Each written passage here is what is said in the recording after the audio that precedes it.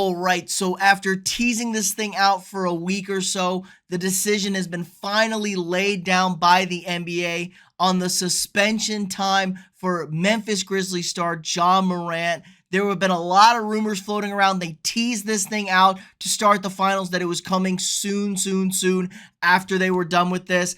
And honestly, it feels like nobody is happy with this number they came to.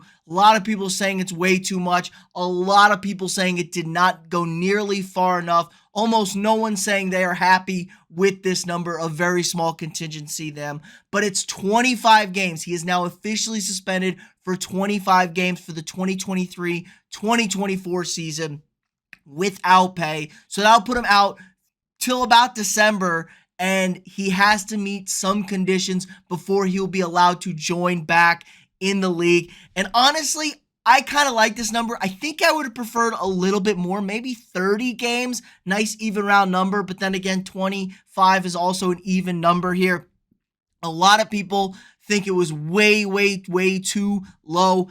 They wanted a full year. There were rumors it was going to be a full year, possibly half a season, 41 games, and some people saying like 10 games max this should be. He really didn't do anything, but honestly, I kind of like this number, like I said, 25 to 30 games. The NBA had to send a message here. The situation around him is concerning. He is one of the young, bright stars of this league, and they had to send a message. We're not messing around with guns. We're not messing around with the kids. The NBA has the youngest demographic of any of the professional sports in North America. Their audience is very young, and it's not a great sign to show. We have a cultural problem in this country with inappropriate use of firearms, and Ja Morant having multiple situations now involving the firearms inappropriately. You know, he just kind of flashed the gun on a live stream in the most recent incident, but I just think it was a stupidity test. This is something that Ja needs to get fixed.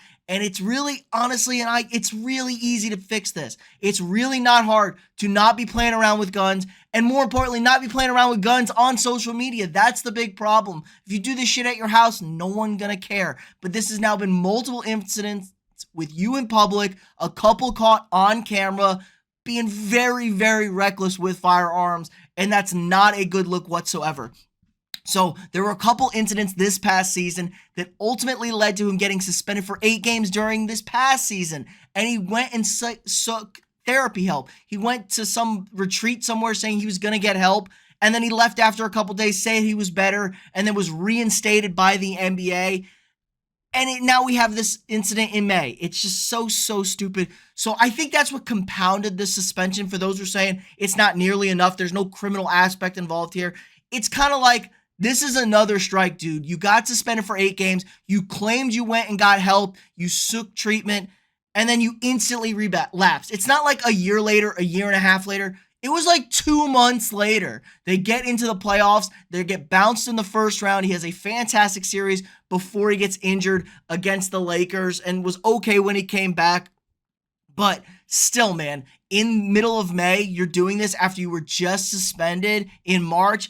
It's like, come on, man. So I think the NBA had to send a message here. Like I said, we're not going to promote this kind of recklessness, this kind of culture with our game.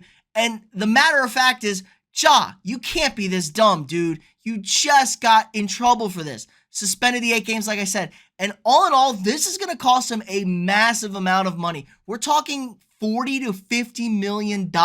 He missed out on all NBA honors this past season because of that 8-game suspension. He's going to miss it again for any award. The 65-game minimum now in the new CBA with the NBA. He's not going to be able to hit that threshold, so he's not going to be eligible for any awards from the season, and that's going to hurt his potential future earnings. You have to reach some of these milestones. All NBA team, all-star games, MVP awards, to get these max and super max type contracts. And he's really hurting himself, which is a shame because honestly, coming into this season after last year's playoff, he was a huge star, a future very bright. People were like, man, if Ja can stay healthy, he's going to be a game changer with the Grizzlies. The Grizzlies were the 2 seed in the West when everything was going right. And his career just kind of fell off a cliff in February. Like I said, had the incident at the club in Colorado with a firearm. Can't be having that around. Then another incident reported by The Athletic where apparently his gang of guys, whatever they are, his posse, were threatening members of the Indiana Pacers with firearms, even though they said they really couldn't confirm any of that. Another story coming out that a 17-year-old reported to police that Ja punched him in the face and threatened him with a gun. So it was just a compound of things.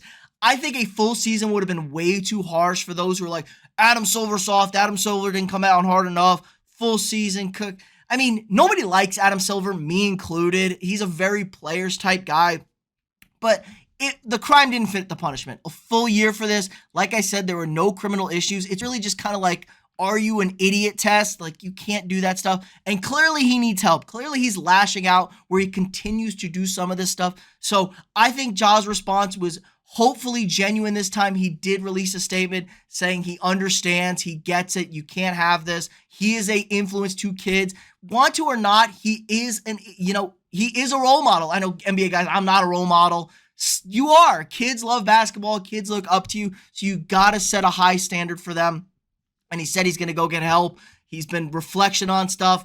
There were some worries about him. He did dip off social media. It resulted in a welfare check being called on him. And he just said, he was just done with social media. So that's a good start with things. Social media kind of sucks for everybody. I hope he really does get help because it seems like he needs it. Maybe a change of scenery from Memphis would be the best thing for him. A new start, fresh start, wipe the slate clean. Maybe, start with a new group of friends or people you hang out with or associate with in town or with you would be a lot better move for Ja. And it's not really his play on the court. We all know his play on the court is elite. It's just, this is kind of concerning.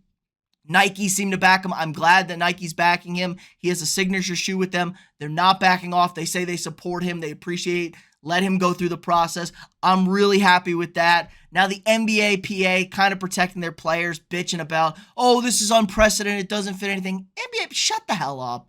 Okay, I get it. That's what you're supposed to do. But come on, it's a terrible, terrible look from Ja for the league, for everybody. I think this is a good amount. It sends a very clear message. It really going to hurt him in the pocketbook, and he's going to hopefully make some changes. So I think this is a positive all around. I think could have been a lot worse based on the rumors. I'm glad it wasn't anything less than the 25 games. I think that would have been really not much of a disincentive to him or anybody else in the league to cut out this behavior. But let me know what you guys think in the comments below. Are you in support of the suspension? Too high, too low? Let me know what you guys think in the comments below. Again, like this video, subscribe to the channel if you're not already, share this video with your friends, and I'll see y'all tomorrow.